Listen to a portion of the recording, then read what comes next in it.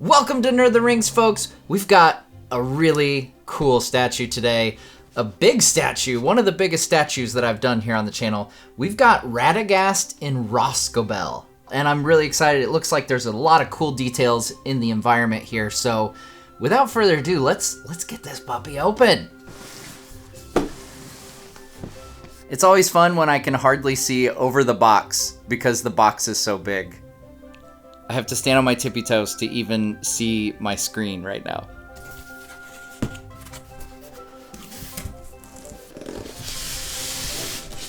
I don't even have the room to keep the box up here, so I have to put the box down. See Wētā Workshop on the foam. Whenever I see a box show up that has Wētā Workshop on the side, I know it's gonna be a fun day. It's gonna be like Christmas.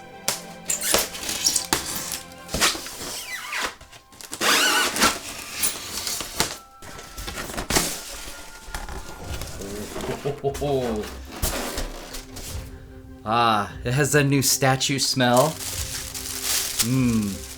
All right, we can already see the back of the statue there. Very cool wood grain. Oh, there we have.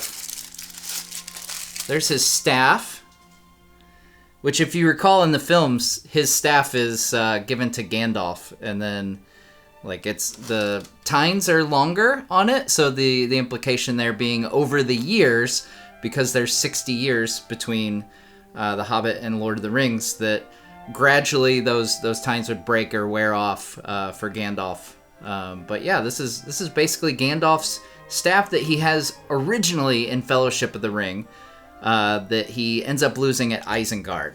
So the design is just the same. They just elongated those tines when they went back and designed it. So that's where Gandalf's second staff comes from that we see chronologically in the films. Oh, looks like there's a bottle of some kind. This will be fun to piece all this together. I'm gonna be very cautious and try to walk this out. There's another piece. All right, so there's the big chunk of Rhosgobel. This thing is huge and it's amazing. Oh my gosh, look at all that. Look at that.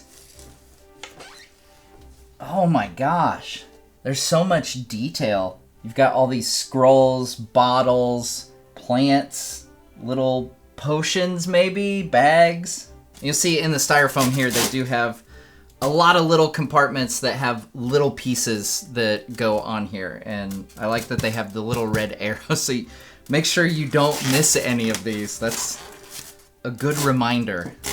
That is a tiny piece right there. See how many little pieces we have to discover in the box.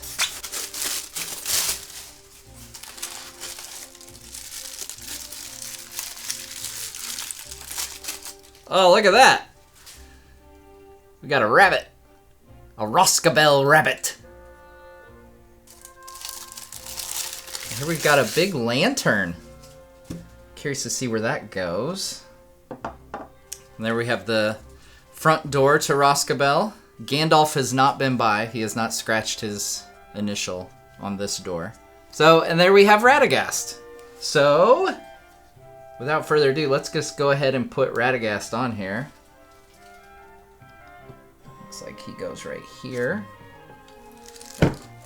Now, they do also just make the Radagast figure. This is 1/6 scale, and they make just Radagast by himself. Or they have, you know, obviously this whole Radagast in Rhosgobel, which I have to say is pretty dang awesome. Let's undo all our bottles here and trinkets and see what we've got. We've got a bird. This is probably the most like extra pieces that I've had to, you know, unbox along with an item. Oh look, that's a little tiny mushroom. Are you mushroom folk? I personally love mushrooms. Mushrooms on pizza, stuffed mushrooms. It's all good. I love mushrooms. Another bowl. There's another little tiny one. This might be another mushroom. Yep, there's another mushroom. This looks like some kind of shell. A little cup. You have chosen wisely. At first I pictured this being a kiwi bird, but that's not so much in Middle-earth. It would be quite fitting for New Zealanders, though. But all right, so this is the biggest one, and it's got a spot right up here. So that just goes on the top shelf. Oh, and before I forget, we should give Radagast his hand. That'd be a nice touch. There we go. Much better. And the rabbit sits right here in the doorway. And speaking of the door, gotta put this guy on here. Let's see. Remove the rabbit just for a second so we can get the door in. And as we saw in the film, Radagast's sled is pulled by the rabbits. You can see the size of it. It's a pretty good sized rabbit, really. I'm not a rabbit farmer or anything, but that seems like a pretty big rabbit, compared to human scale here. Now, as for the bottles that we've got here, they primarily fill up these shelves on the side and this area right behind Radagast. So we're gonna kind of fill this in a little bit. And this is something I didn't notice in the promo pictures for this piece when it was announced, but there's a little tiny mouse back here that's stationed behind all these freestanding pieces that come with the statue. And then the bird goes right on Radagast's shoulder. I didn't notice that little spot for it initially. I had to look that up. But yeah, the bird goes right on the shoulder. As we know, Radagast has a few birds that live on his head, under his hat. I will say the one thing that always gets me, and if you've watched this channel for a while, the bird poop on his face. Like, ugh.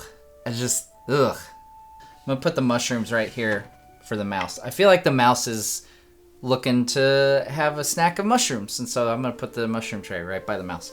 Now, the last piece we have is the lamp here, which actually goes on the back side of this piece, and there's a nice notch right here in the wood. It just sits right there next to the door.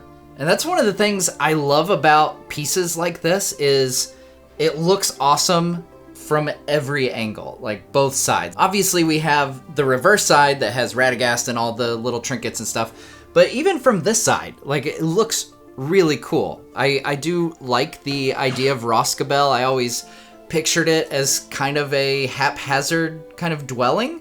So that's something I felt like they did a really good job in the films. Like the idea that it's built around a tree and everything, but it's not homey like the Hobbits. It's just very all over the place. Like the guy spends all his time with animals. So I kind of like the idea that he's a bit off kilter and unique in that way. I've seen a lot of art pieces over the years of Rhosgobel, and it's almost always, built among trees or like part of a tree or within a tree. And it just feels very true to that character.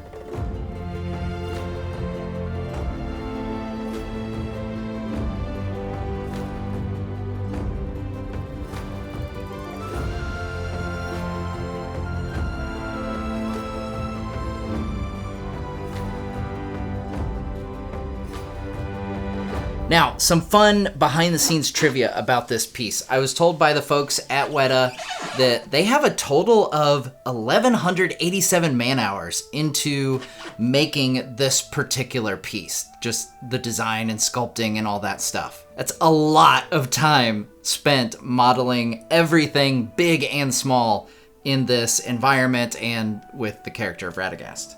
Now, one of the cool things that I've learned from the Wētā folks over the years is the value of having the original designs and production notes and concept art, all this stuff that went into making the films, they have access to. So they were able to reference these props and designs so they could recreate Radagast's look with just an incredible amount of detail and accuracy. And the same goes actually for Rhosgobel, for Radagast's home. They had the original set plans and the production drawings so they could go back and reference those and make sure that they were replicating it with faithfulness to what we see on screen. Now, for some of these bottles, you'll notice they're kind of see-through a little bit. They used like a translucent resin to make this look as if it's a bottle holding a liquid, as opposed to, just like a regular container, like this bottle with a cork in it, which just the solid color. Now on the side here, we get a reference to something that's in the design of Rhosgobel, but I don't think we really get it in the films, or we can't really make it out. It's definitely not a focal point. The fact that the inside of the tree is actually hollowed out and there's a staircase. So like this is the start of his staircase, which they said leads both upstairs as well as downstairs into a cellar that's inside the trunk of the tree.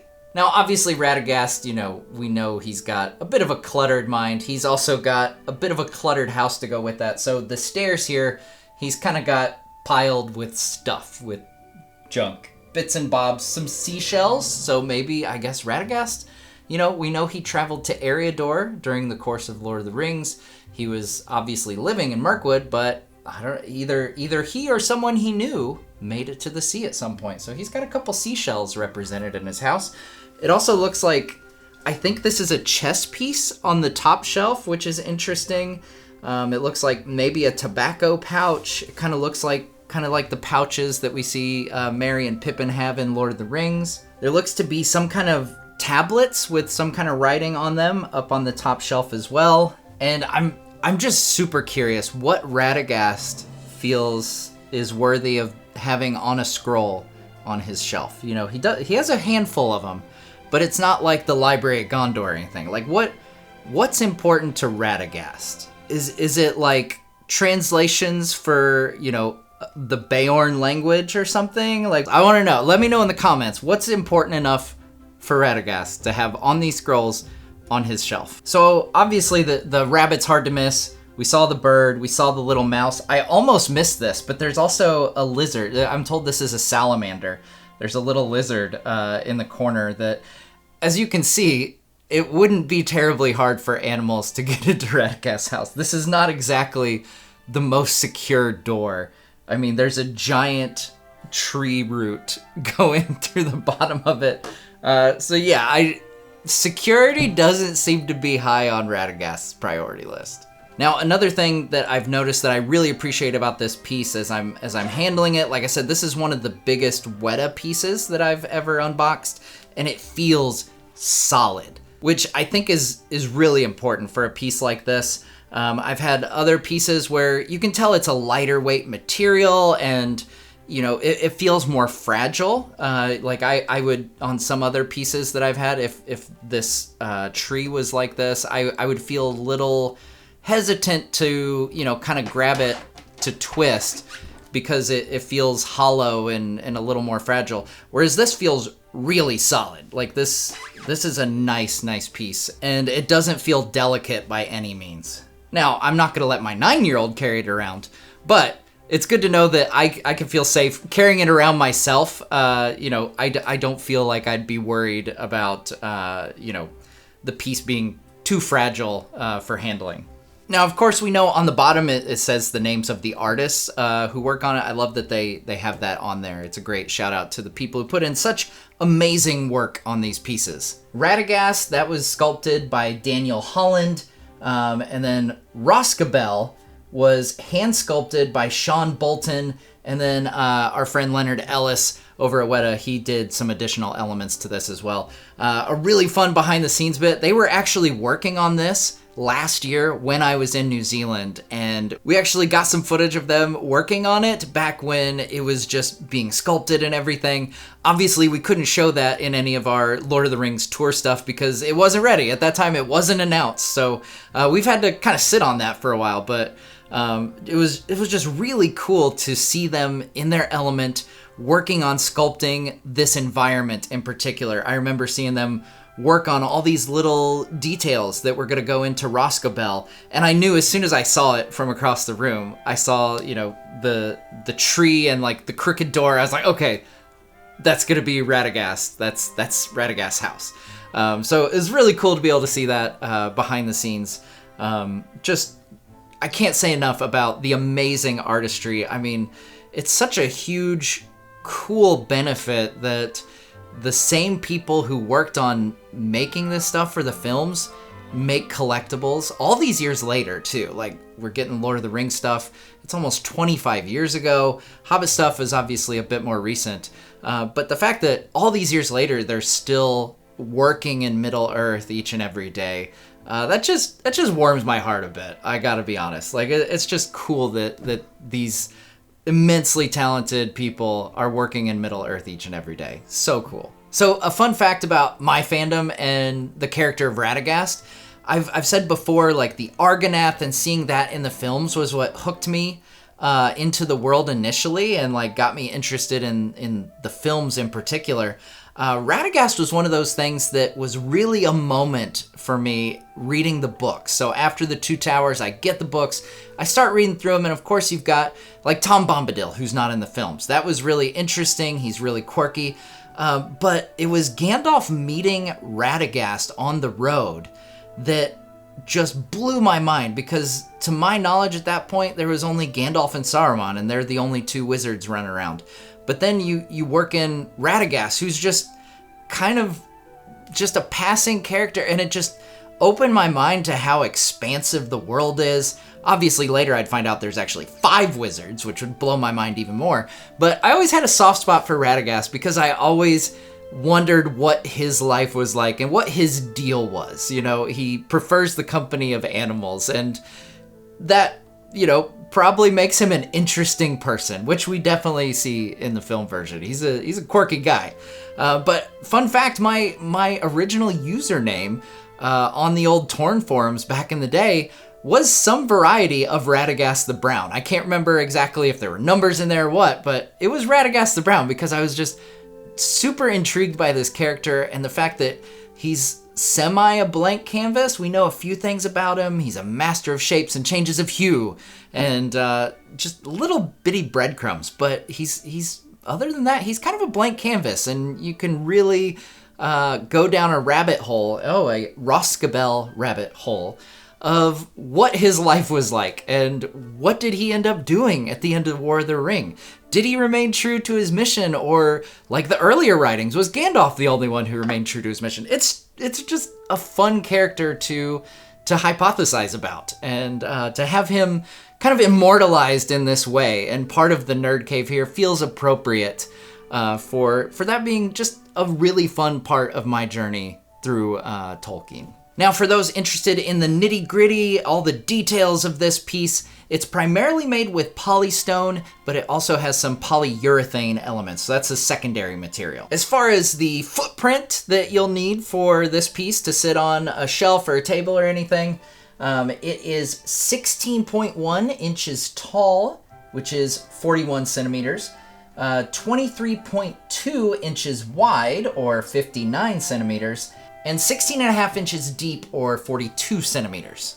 Weight-wise, this is a little over 42.5 pounds, or 19.3 kilograms, so a pretty beefy piece as far as weight goes. Like I said, don't let your kids carry it around for sure. You'll want a nice, sturdy place to put it for sure. Now, if you're interested in this piece, like I said, they do have, the Radagast by himself. But they've done this for a couple pieces now. The other one I remember is Bilbo at Bag End. And one of them just had Bilbo at his desk, but then they had this environment one where it had a corner of Bag End, and it just adds an extra dimension to the piece, which I think really is an attention grabber. It's one thing to make like a really big statue, but I feel like the artistry that it takes to make something with this much detail and different textures, like there's the wood grain, but then there's also the stone, and then you've got the creatures and all the little dishes and scrolls and bowls. All these details come together when Wētā, works on these pieces, and it just makes a gorgeous collectible that's something special. Well, there you go, guys. Once again, it is Radagast in Rhosgobel. There's only 800 of them. I've got one right here, so that's one less. If you're wanting to get it, there's already one less on the market. So I've got one right here. He's not going anywhere. He's staying right here with me. So check it out. Check the link in the description if you're interested. Thanks so much again to the wonderful folks at Wētā Workshop who sent this for me to unbox with you guys today. Just incredible artistry. Every single time these guys knock it out of the park. Just absolutely love and admire the folks at Wētā Workshop who do such great work. And hopefully, someday they'll get to do more Middle-earth on screen and in collectible form. That would be cool. Let's just keep the thing going. I'm game for the next 25 years of Wētā doing Middle-earth stuff. That would just be fantastic. Well, that's going to do it for us today, guys. Thanks so much for watching, and we'll see you next time on Nerd of the Rings.